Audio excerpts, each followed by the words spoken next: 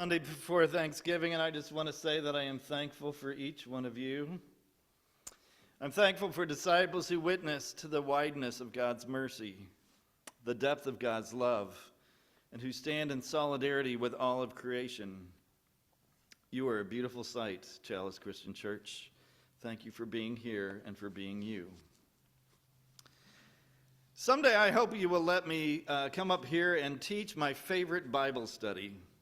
Or better yet, that one of you will invite me to your home, all of us to your home, and we can do it there some evening, because the name of this Bible study is the Dos Equis Bible Study. The name comes from the two most turbulent periods in Israel's history, the Exodus and the exile, hence the name. You see, the story of the Israelites begins in Genesis chapter 2 when God calls Abram and Sarah to leave the land that they know and go to this new land, the land of Canaan, the land of Palestine, what we've come to know as the land of Israel. The descendants of Abram and Sarah live in the land of Israel for the rest of the Bible. Like the first 11 chapters or somewhere else, the rest of the story takes place in the land of Israel with two main exceptions. The periods we know as the Exodus and the exile. Famine takes the sons of Jacob down to Egypt, where they live until Moses leads them out of Egypt and back to Israel in what the story we know as the Exodus. Arriving in Israel a second time, they eventually establish a kingdom under the leadership of the great King David. This kingdom lasted for over 400 years till they were conquered first by Assyria and then by Babylon. And the leaders were dragged away from Jerusalem to live in exile in Babylon. It was a crushing political and military defeat. The Israelites were devastated. But they do what people do when they're devastated. They carried on. They hung tough. They made the best of life in the meantime. And eventually, Cyrus of Persia conquered Babylon and told the Israelites that they were free to go home. And so for a third time, the Israelites came to settle in the land of Israel. But it was complicated. It was messy. The leadership was weak, and not everyone could agree on what they needed to do to reestablish their society. Well, eventually, two men came to power, Ezra and Nehemiah. And they had strong ideas about what needed to be done. Ezra declared that they needed to build a wall. Nehemiah declared that they needed to build the wall. Ezra declared that they needed to deport all the foreigners. Listen as Ezra tells his version of the story. After these things had been done, the officials approached me and they said, "The people of Israel, the priests and the Levites, have not separated themselves from the peoples of the lands with their abominations. From the Canaanites, the Hittites, the Perizzites, the Jebusites, the Ammonites, the Moabites, the Egyptians, and the Amorites. For they have taken some of their daughters as wives for themselves and for their sons. Thus the holy seed has mixed itself with the peoples of the land. And in this faithlessness, the officials and the leaders have led the way." When I heard this, I tore my garment and my mantle and pulled hair from my head and beard, and I sat there appalled.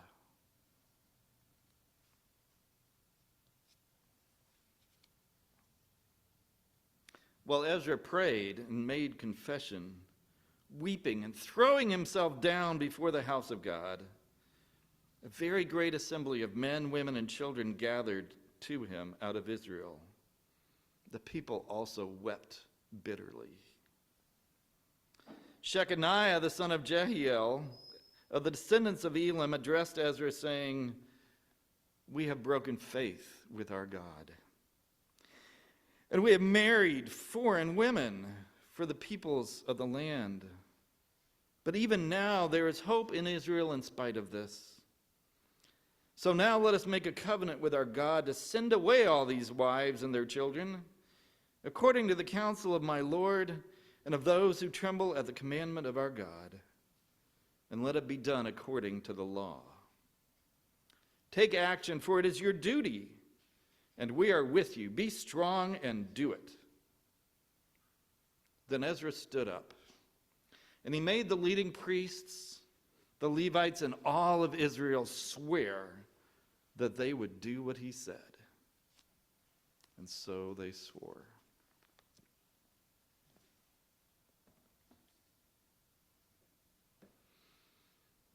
The summer after I graduated from college, I spent a month in Honduras visiting my brother, who was there with Global Ministries as a global mission partner. The second day I was there, my brother was acting funny. You know, sometimes you're around someone, they just start acting funny, and you know something's up.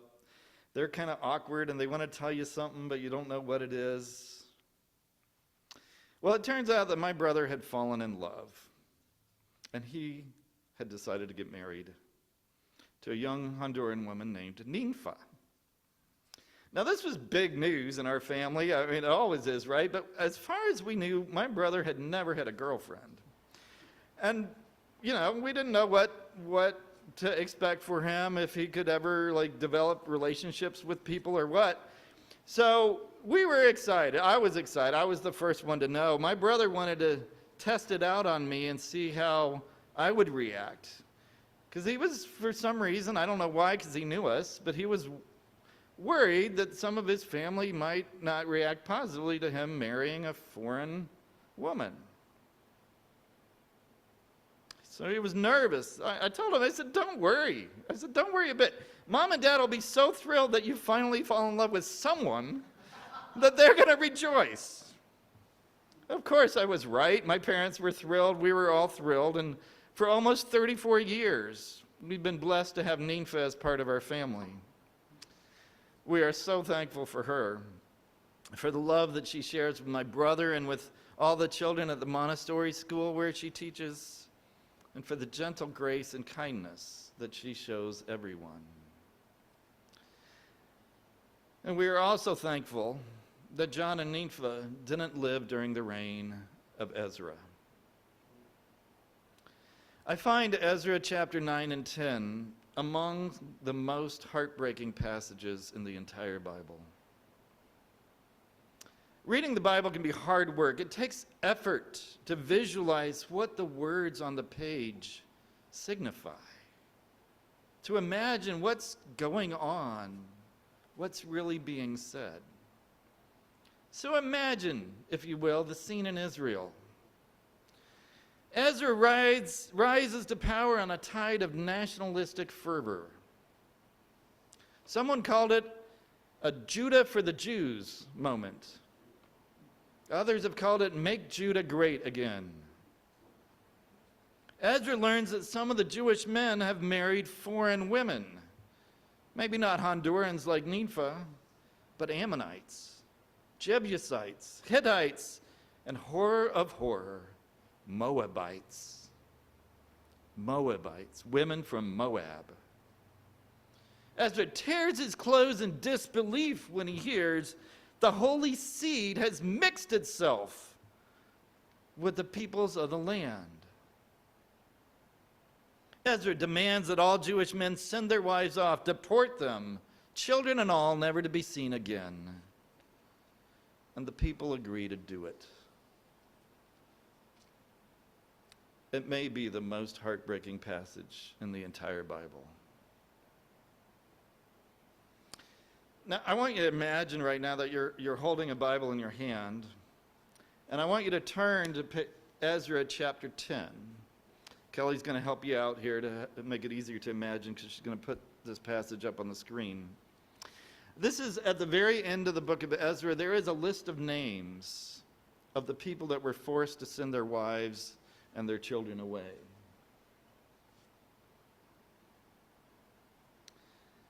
There were found of the descendants of the priests who had married foreign women, of the descendants of Jeshua, son of Jozadak, and his brothers, Maasai, Eleazar, Jarib, and Gedaliah. They pledged themselves to send away their wives, and their guilt offering was a ram of the flock for their guilt. Of the descendants of Immer, Hanani, and Zebediah.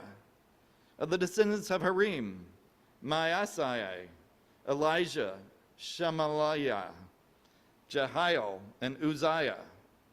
Of the descendants of Pashur, Eloenai, Maasai, Ishmael, Nathanael, Jozabad, Elisah. Honestly, when you see a list of names like this in the Bible, nobody reads it. I may be the first person in history that has ever read these words in Christian worship. It's just a long list of hard to pronounce names.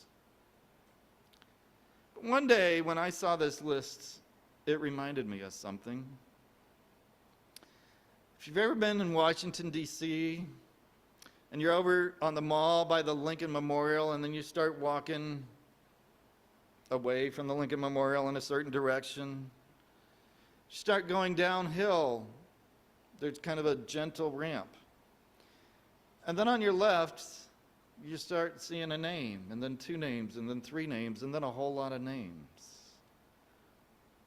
The deeper you go, the more names you see. Just a long list of names. Now, you probably know what I'm referring to. The Vietnam Memorial. The names of the U.S. soldiers that died in the Vietnam War. And you don't read all the names when you're there. You can't. There's way too many. But you read some of them. And as you walk, you descend into this abyss of grief. And you start to imagine the pain and the loss that those families felt. Every name on that wall had a mother, a father, that were heartbroken. Brothers, sisters, wives, maybe even children. You might even see some of the children standing there, weeping, touching their father's name. It's a heartbreaking experience. As I read the end of Ezra chapter 10, it reminds me of the Vietnam Memorial. Ezra seemed to be so proud of himself, boasting about what he accomplished, writing it down for all to see. But he unwittingly created a memorial to all those families he tore apart by deporting the women and children. We have the next slide, you'll see the rest of the list. Of Israel, the descendants of Parosh, Ramiah, Isaiah, Malchijah, Mijamin, Eleazar, Hashabiah, and Benaiah. Of the descendants of Elam, Mattaniah, Zechariah, Jehiel, Abdi, Jeremoth, and Elijah, and so forth, down to verse 44. All these had married foreign women, and they sent them away with their children.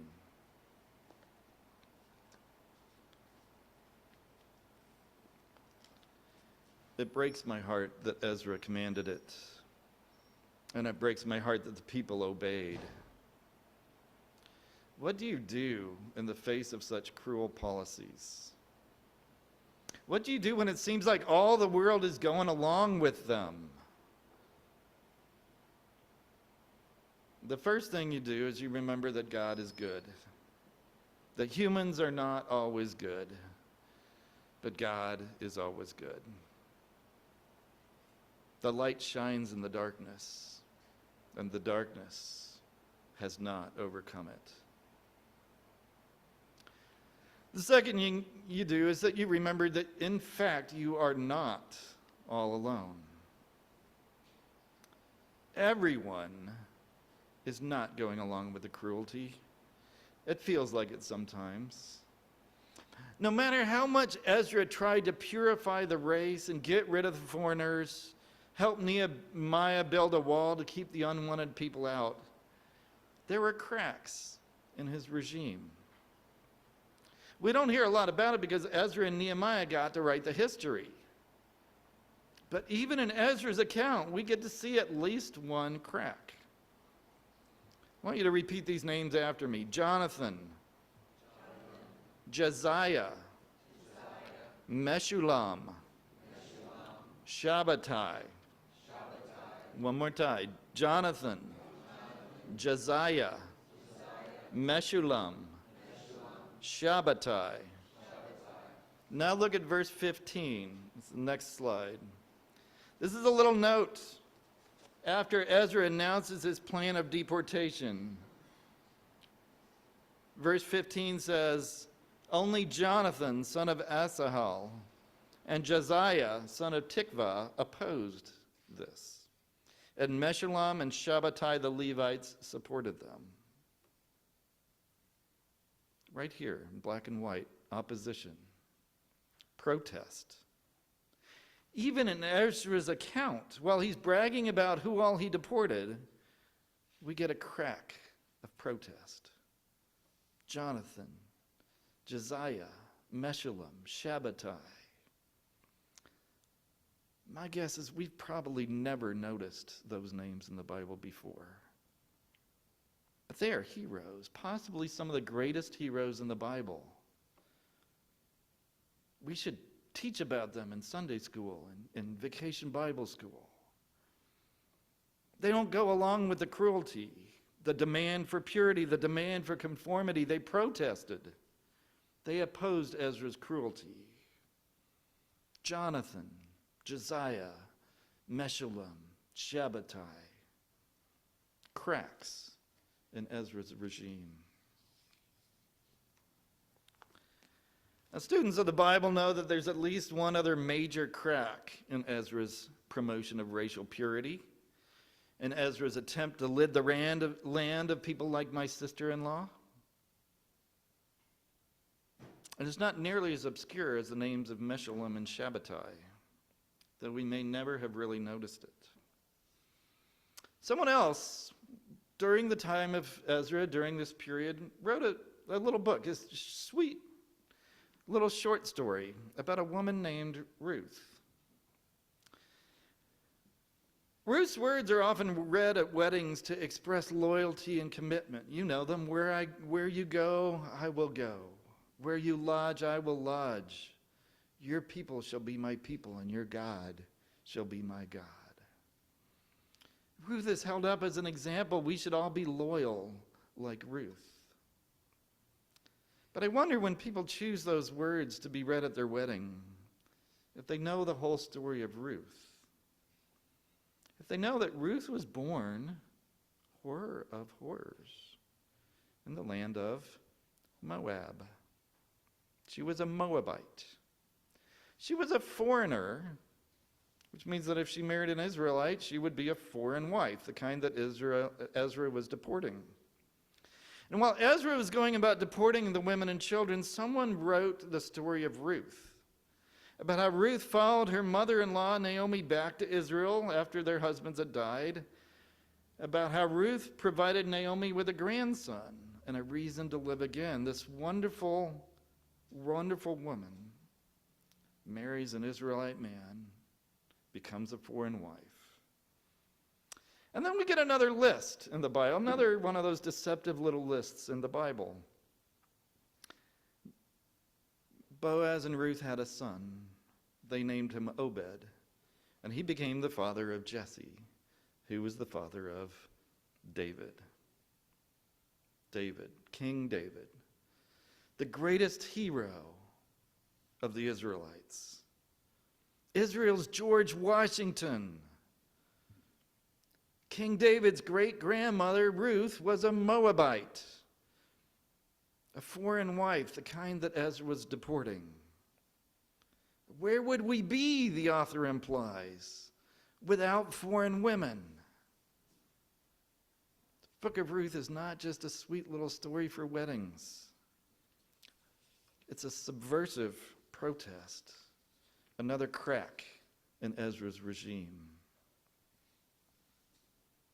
I thank God for Jonathan, for Josiah, for Meshullam, for Shabbatai, and I thank God for the unnamed author of the book of Ruth.